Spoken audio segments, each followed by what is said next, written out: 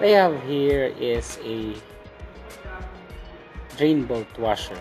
Technically, yun ang tawag sa kanya. Some tinatawag ito na crush washer. Yeah, katulad ng crush mo ngayon, hindi ko pa rin pinapansin.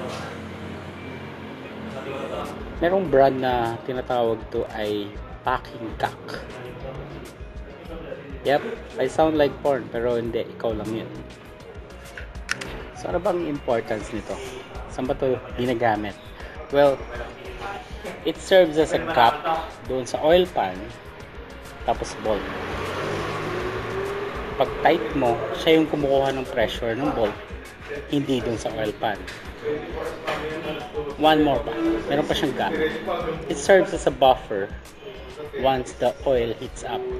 Kasi pag nangyari yun, nag-expand yung bolt, some nag-drip yung oil, it prevents yung dripping from happening. Kaya importante meron ka nito. Okay, kailangan mo pang palitan to every time. I would say you can use this twice.